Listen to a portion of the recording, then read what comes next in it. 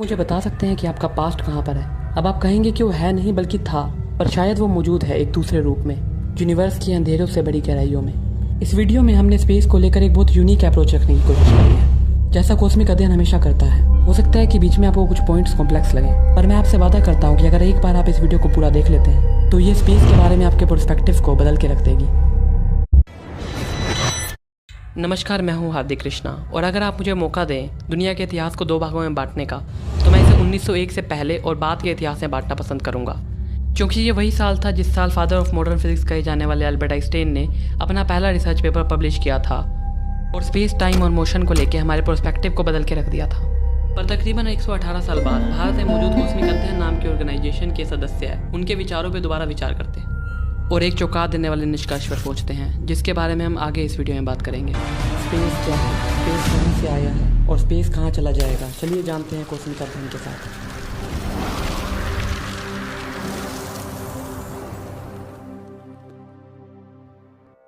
हिंदू धार्मिक ग्रंथ ऋग्वेद के नास्तिक सूत्र और हिरण्यगर्भ सूत्र में हमें सबसे पहले स्पेस यानी अंतरिक्ष का जिक्र देखने को मिलता है।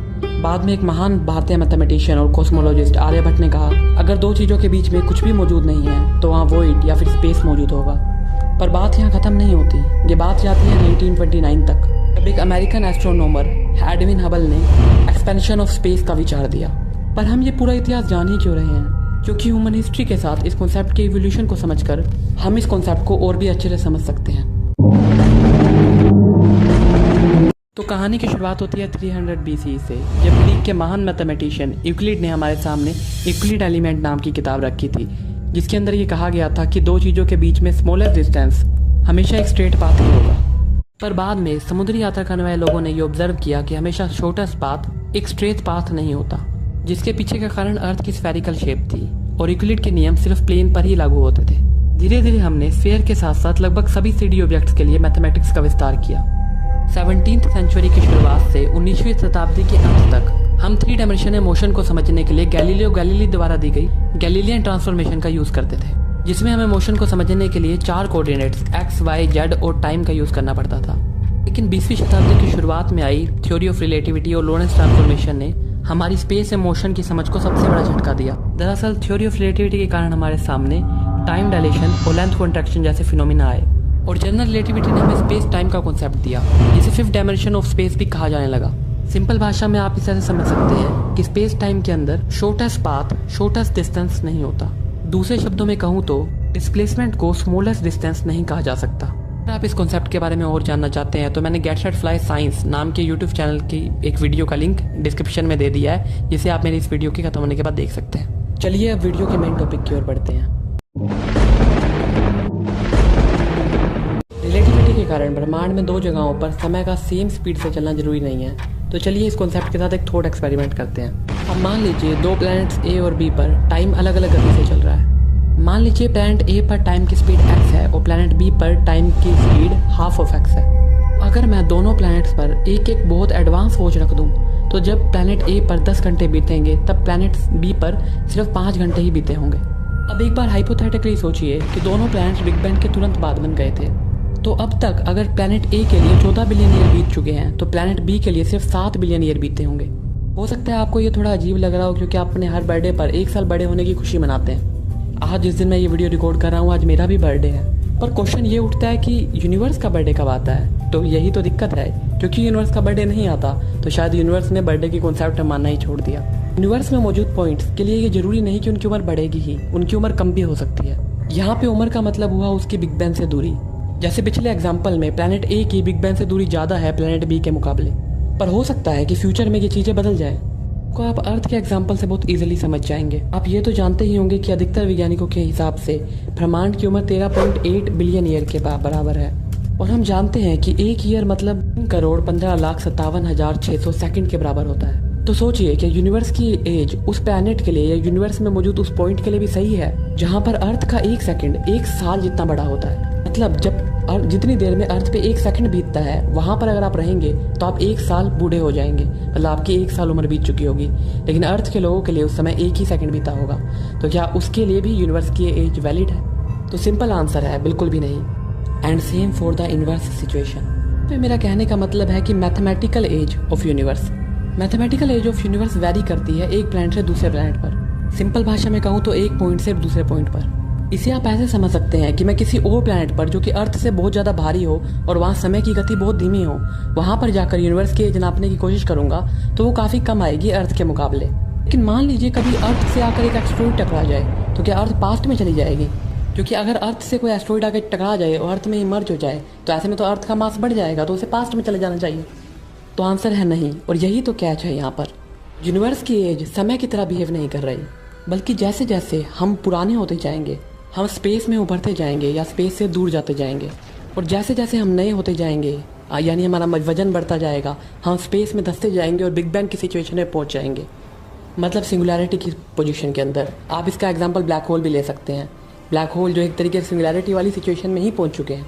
इसे आप ऐसे समझ सकते हैं कि जिन प्रोसेस से हमने अर्थ पर यूनिवर्स की एज निकाली थी, अगर मैं उसे ब्लैक होल के इवेंट होराइजन के पास एज निकालने की कोशिश करूं सेम प्रोसेस से, तो यूनिवर्स की एज काफ़ी कम आएगी। यूनिवर्स हमें पता लगेगा कि बहुत ज़्यादा जवान है। पर क्या होगा अगर मेरी बात गलत निकले? तो हम वीडियो के लास्ट में इस विचार पर भी बात करेंगे।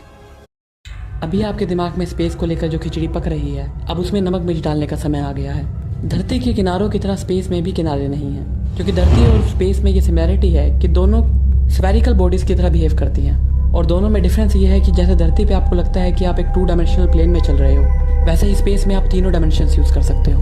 अब हो सकता है कि आप स्पेस को एक फुटबॉल की तरह देख पा रहे हो। अब इस फुटबॉल में एक और चीज जोड़ लीजिए, इस फुटबॉल की रेडियस टाइम है, और ज़्यादा टेक्निकली कहूँ तो एज ऑफ यूनिवर्स है। जैसे जैसे यूनिवर्स पुराना होता जाएगा, मतलब यूनिवर्स की एज बढ़ती जाएगी, ये बॉल भी बड़ी होती जाएगी।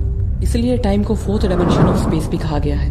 पर अगर आप पिछले एग्जाम्पल को याद करें तो शायद आप 5th डायमेंशन ऑफ स्पेस भी देख पाए, क्योंकि वास्तविकता में स्पेस इस बॉल की तरह है जो अभी आपकी स्क्रीन पे आ रही है। स्पेस एक पूरी तरह स्फेरिकल शेप में नहीं है। ये 4th डायमेंशन स्फेयर अपनी शेप को चेंज करता रहता है, वाइब्रेट सा होता रहता है। चैप्टर 1 में मैंने आपको गौरव ठाकुर की एक वीडियो सजेस्ट की थी, जो अगर आपने देखी है तो आपको पता होगा कि वीडियो की शुरुआत में ही गौरव ठाकुर कहते हैं कि एक 5 डायमेंशनल दुनिया में आपको अपनी हथेली का पिछला हिस्सा दिखाई देने लगेगा, या फिर अगर कोई इंसान आपकी तरफ देखता है तो आपको उसके बॉडी अंदर बाहर मूव होते हुए दिखाई देंगे। अगर आप देखें तो यहाँ पर यही चीज स्पेस के साथ हो रही है, और इसीलिए स्पेस टाइम को 5th डायमेंशन ऑफ स्पेस भी कहा जाता है। समय की जो बेसिक टेंडेंसी है वो पास्ट से फ्यूचर की ओर जाने की है, जिस कारण से इस फुटबॉल का सरफेस एरिया बढ़ता रहता है, पर साथ ही साथ इसमें थोड़ी बहुत उथल फुथल देखने को मिलती है, पर ओवरऑल इसका सरफेस एरिया बढ़ता है, और फुट से लेकर हेड तक हम इस 5 डायमेंशनल फुटबॉल के अंदर ही हैं। चलिए अब इस चीज को ग्राफिकली समझने की कोशिश करते हैं, जिससे हम और बेटर समझ पाएंगे।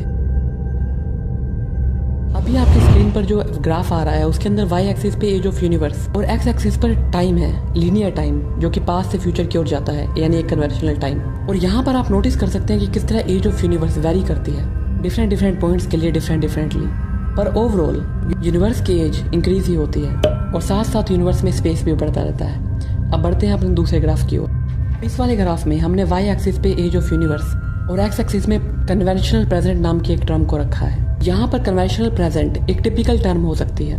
अगर आप बिग बैंग यानी सिंगुलैरिटी की सिचुएशन पे जाएं तो वहाँ पर हर चीज एक दूसरे के रिस्पेक्ट में प्रेजेंट में होगी, पर यह कन्वेंशनल प्रेजेंट की विचारधारा हमारे प्रेजेंट यूनिवर्स के लिए सही नहीं है।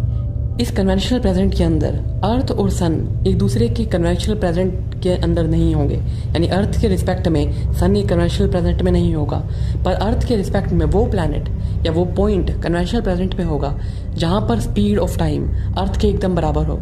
अब आप यहाँ पे जो कर्व देख पा रहे हैं वही हमारा एक्चुअल स्पेस है। यहाँ पर आप ए पॉइंट से बी पॉइंट के लिए एक स्ट्रेट पाथ नहीं ले सकते, आपको एक कर्व वाला पाथ ही लेना पड़ेगा, क्योंकि हमारे यूनिवर्स अलाउ नहीं करता हमें ये स्ट्रेट पाथ लेने को, हमें कर्व वाला पाथ लेकर ही जाना पड़ेगा। और जैसे जैसे ये कर्वेचर बढ़ता जाएगा वैसे वैसे हमें ऐसा लगेगा कि ए और बी पॉइंट आपस में दूर जा रहे हैं, और उसी को हम एक्सपेंशन ऑफ स्पेस बोलते हैं। ओवरऑल कंक्लूजन ये निकला कि यूनिवर्स का ओवरऑल कर्वेचर बढ़ रहा है। इसका लेना देना अर्थ और सन के बीच के कर्वेचर से नहीं है, बल्कि जैसे जैसे टाइम बढ़ेगा उस फुटबॉल का साइज बढ़ेगा, और साथ में वो फुटबॉल डायनेमिक है, उसमें कर्वेचर ऊपर नीचे होते रहते हैं, तो ऐसे रेडी होता है हमारा डायनेमिक्स प्लस एक्सपेंडिंग यूनिवर्स। अगर आप ध्यान से देखें तो हम यहाँ पे हमने अपना पास्ट खो दिया। अगर हम प्लैनेट ए से बी की ओर जाते हैं तो हम 14 बिलियन ईयर से 7 बिलियन ईयर, यानी कि सिंपल शब्दों में कहूँ तो 7 बिलियन ईयर का एक टाइम ट्रैवल कर रहे हैं। पर इस टाइम ट्रैवल के अंदर मैं अपने पास्ट वाले वर्जन से कभी नहीं मिल सकता, चाहे मैं कितनी भी कॉम्प्लेक्स सिचुएशन बना लूँ। तो एक सिंपल सी बात है कि हम अपना पास्ट खो चुके हैं। दूसरे शब्दों में कहूँ तो हमारा पास्ट स्पेस में कन्वर्ट हो चुका है। हमारा पास्ट जिसको हम सोचते हैं कि गुजर गया, वो वास्तविकता में गुजरा नहीं है, बल्कि स्पेस के अंदर कन्वर्ट हो चुका है, और आज भी हमारे साथ साथ मौजूद है। अब स्पेस की ऊंचाइयां और गहराइयां डिफरेंट अमाउंट ऑफ टाइम के स्पेस में कन्वर्ट होने के कारण है। यूनिवर्स में रहना कुछ हद तक समुद्र के ऊपर चलने के बराबर है। अगर आप समुद्र के ऊपर चल रहे हैं तो हो सकता है कि कुछ जगहों पे समुद्र ज़्यादा गहरा हो और कुछ जगहों पे समुद्र कम गहरा हो, यानी समुद्र के तल से हमारी दूरी बदलती रहेगी। इसी तरह यूनिवर्स में बिग बैंग से हमारी दूरी बदलती रहती है। यही है हमारा प्यारा समुद्र जिसे हम ब्रह्मांड कहते हैं। अगर हम मान लें कि समय स्पेस में कन्वर्ट हो रहा है, तब भी यूनिवर्स के पास इतना समय आ कहाँ से रहा है? क्या यूनिवर्स के पास इनफाइनेट अमाउंट ऑफ टाइम है? तो क्या समय के बारे में भी हमारी समझ अधूरी है? शायद हाँ। तो उस पर भी मैं एक जल्द से जल्द वीडियो लेकर आऊँगा। और साथ ही साथ हमारी टीम कॉन्शियसनेस पर भी काम कर रही है। ऐसे इंटरेस्टिंग कॉन्सेप्ट्स के बारे में जानते रहने के लिए आपको बस चैनल को सब्सक्राइब करना है, वीडियो पसंद आई तो उसे लाइक करना है और साथ ही साथ अपने दोस्तों के साथ शेयर करना है। कॉस्मिक अध्ययन इंडिया की पहली ऐसी सोशल ऑर्गेनाइजेशन है जो इंडियन क्रिटिकल थिंकर्स की सोच को सोसाइटी के सामने रखने की कोशिश करती है। अगर आप कॉस्मिक अध्ययन से जुड़ना चाहते हैं तो आप हमसे किसी भी सोशल मीडिया प्लेटफॉर्म पर जुड़ सकते हैं। इनके लिंक आपको डिस्क्रिप्शन में मिल जाएंगे और साथ ही साथ कॉस्मिक अध्ययन का व्हाट्सअप नंबर भी आपको मिल जाएगा जिसके थ्रू भी आप हमारे साथ जुड़ सकते हैं।